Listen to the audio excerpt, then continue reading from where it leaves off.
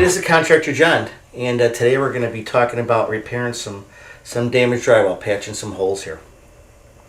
So before we get to that though, I want to go over a few things as far as your drywall tools and that. The one thing that I recommend you get is a trough. Now they make these in plastic and they make them in metal. I love the metal ones. I love the metal ones a lot better than the plastic ones. And also you want to get a putty knife. This one's 2.5 inches. You want to get one that's the same width as the bottom of your trough. It just makes mixing and cleaning up and everything a whole bunch easier.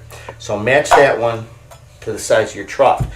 And then you need a wider putty knife. And you can see this one's been through the war, but I absolutely love this. I love this blade. It's just a little flexible, a little bit flexible, but not a whole lot. Okay, and that's what you want. You want a little flexibility in it. Okay, and then I was taught years and years and years ago by a plasterer.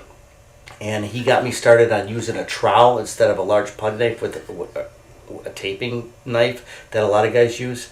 And I absolutely love this trowel. And if you're just starting off, I would suggest you try this out. It just fits your hand a lot better. I think you have more control and everything over it. And this is just a concrete finisher's, a cement finisher's trowel. That's all that is. Wooden handle or a foam one, whatever fits your hand the best is best for you. So, all right. So that's enough said about tools. If you've got a hole, now this one is rectangular and this one I cut out because I was running some wires for an alarm system. But if you've got an irregular shaped hole, what you want to do is you want to take your keyhole saw or your drywall saw, and this one's a double-sided, and you want to cut your hole and square it or rectangle, make it in a shape that's easy to measure the width and the height so that you can take it a piece of scrap drywall to fit in there, okay? And I've got my scrap that I saved that I cut out of here, so we'll be using that in a little bit to patch it up. So what you want to do is you want to start, the first thing you want to do, this bottom hole down here, is it's so close to the baseboard and I don't want to slobber on the baseboard, so I'll take my wide knife and I'm going to slip it behind the baseboard a little bit, and I'm just going to pry it out just a little bit. So I've got a little bit so that I can get the blade there and I can come up and I'm not going to get it on the baseboard. And you can put a piece of tape on there or whatever too to protect it. Just so you don't get it on the baseboard, you can get the knife below it and you can come up. Otherwise you're going to have a ridge there, and when you go to paint again it's going to be difficult to make a nice clean crisp line there. So and the other thing you're going to want to do for backing in here is you're going to want to take a wooden shim. You take a piece of plywood, scrap plywood, anything kind of thin. It can be 1/4 inch thick. It doesn't make a whole lot of difference. And make it a couple inches on each side. So make it 3 to 4 inches longer than the hole is. And then throw a couple reference marks on it, just so when you slide it up in there, you know that you've got a substantial amount up in beside the hole. You're not like just like that or something. So put a couple reference marks on it. Okay. And then what you want to do is you want to take yourself liquid nails, and you want to put a little bit on either end of the above your reference line. You want to put a little bit of liquid nails. And we're going to slip this back behind the drywall. And we're going to take this and we're going to slip it up here. And then we're going to slip it down and try to hold it back a little bit and then bring it in so you don't lose all that glue. And then slide your finger back here and hold this. And get your reference line so that they're, now it doesn't have to be centered in the hole. That isn't necessary. And then take your driver with a short screw and take and run a screw through here into that wood. And you got to be careful because you got to hold it, and you'll feel it when it bites and it hit into there.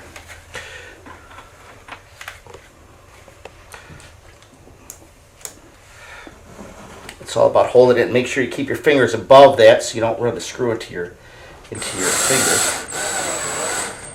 Okay? And so we've got that in there now. That's going to be the backing for our drywall so that it doesn't just push through. So that's going to hold our drywall patch. That's going to hold our drywall patch in there. Okay? All right?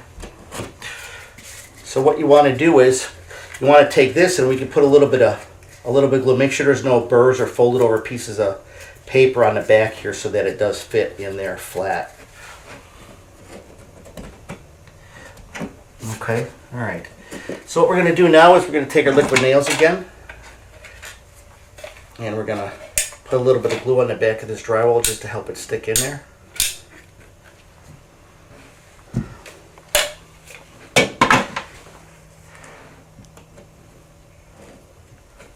And give it a little push and slide it just a little bit so that it fits in there. Okay. All right. And then we're going to take our nylon mesh tape. Now I like this nylon mesh tape, and it's got a little adhesive on it. I like this better than the paper tape. Kind of measure it. You want it to be a little bit longer than your patch, and just put it on there. And like I said, it's got adhesive so it sticks right on there. And overlap the pieces of tape a 1/4 inch or so, 1/4 to 3/8 of an inch. Overlap it and cover all the seams. All right. And then we got our bottom hole here too. We'll put a little piece on that. And here we don't, that little hole you don't need to put anything over. We'll just put that tape, and then we'll make sure that we press enough compound in that hole. All right. Then you take your compound. Now, when you're mixing, this is a Durabond product, and it's a product that sets rather than dries. Okay. Now, if you can think of, and you always want to use drinkable water when you're mixing your compound. Never want to use dirty water or anything. And the temperature of water is important too. If you use hot water, it's going to set faster than if you use cold water. Like I was saying, this is Durabond, and it sets rather than dries. Typical joint compound will dry, meaning the water in the product will evaporate over a period of time, and then it'll dry out. This product acts much more like plaster, and it sets. Adding the water to it activates the catalyst in it, and it starts the setting process. This is Durabond 20, which means that it sets in approximately 20 minutes. Or you have a Durabond 45 that would set in 45, and you have a Durabond 90 that'll set in 90 minutes. And there is a Durabond 5 too, but I don't ever recommend using it because as soon as you get it mixed up, it's setting. And you can affect that setting time, like I said, a little bit with hot water. If you want to make this 20 set up a little faster, use hot water in there, and it will set up a little bit faster. So once you've got your product mixed up, okay, and you want to get it probably the consistency of like peanut butter, okay, like a good creamy peanut butter, right? Then you could take it and just take it and press, go on the edges and press it so that the compound goes in that little gap between the drywall, the patch, and the existing drywall. Okay. Now a lot of people put a lot of compound on here, and then they figure that they can sand down what they don't want. I operate the other way because I don't like sanding, and I put on only as much as you're going to need, and I build it up, and then I'll feather it out. So I just use my putty knife here to put the material on, and then I'll come back with my trowel, and I'll just hold it up, and I'll just come across it, and I'll just smooth it out like that. Now, the first coat, you're not trying to get the perfect job here. All you're doing is establishing a height. You want to cover that tape, and that's all you want to do, all right? So just like that, and I could just barely see the tape in there. That's fine. Leave it alone. That'll set. So now what you're going to do is you're going to come down to this bottom one here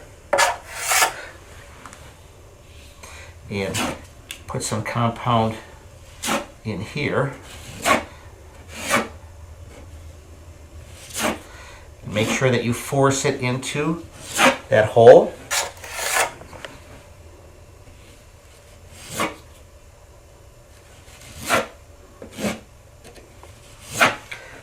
And I should have taped that.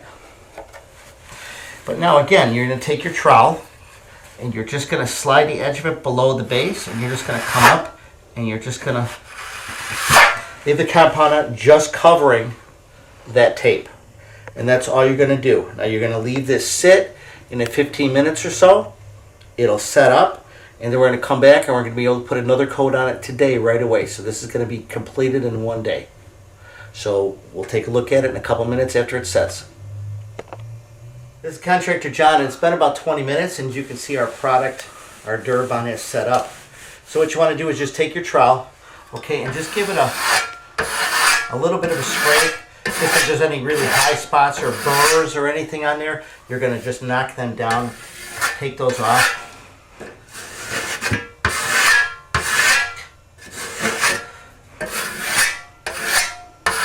Now you've established your basic height over the patch, so now you're going to work on feathering it out, going around that, because this is the height you want. If you put too much product here, now you're going to be too high, and you're going to have a lot of sanding. So that's not something. That's why I said it just covers the tape. You can barely see the tape in here, and now we're just going to work on feathering it out. Okay? I've already mixed up some product here, same as we did last time.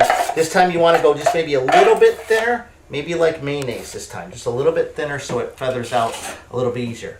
And again, use your smaller trowel, just put some on all around.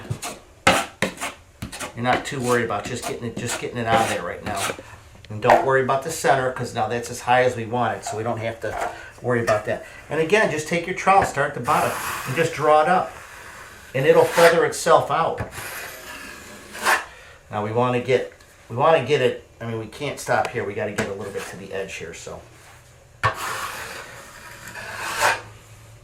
And you can see how nice that looks now, and that's only 2 coats, really. It's a little bit thick here, and you'll get the hang of it. I just could see that. I don't know if the camera can pick that up or not, but I could just see that. And we have the shades drawn because the light was making it reflect, and you want to probably not do that. You probably want to raise those up so you don't get any drapes. But you just bring your trowel up, and you can see now. See how nice? I mean, you could probably see even from the camera how nice and flat it is. We're still a little bit high right here, so this looks good feather. From here, all looks good. This all looks good. So we'll give it one more coat. After this dries, we'll give it one more coat, and we'll spend a little more time feathering out this edge right here, and we'll be perfectly fine. And what you want to do is you want to come down to the bottom too. Give this one a coat, stick that blade down there, and just bring it up. And as you're doing that, you can kind of try and roll it a little bit, roll your trowel a little bit, and it'll help to feather it out. So again, just bring it there, and as you're bringing it up, kind of twist your wrist a little bit and get your trowel to come up a little bit, and that'll help feather that edge out. And that's what you want to do. So you're going to do this, let this sit for 20 minutes.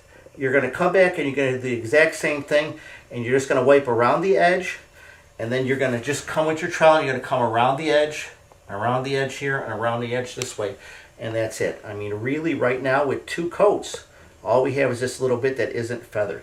Light sandpaper, 100 grit, 120 grit, just give it a light dusting, and you'll be perfectly fine to go ahead and put some quality primer on it and then paint. But make sure you prime this.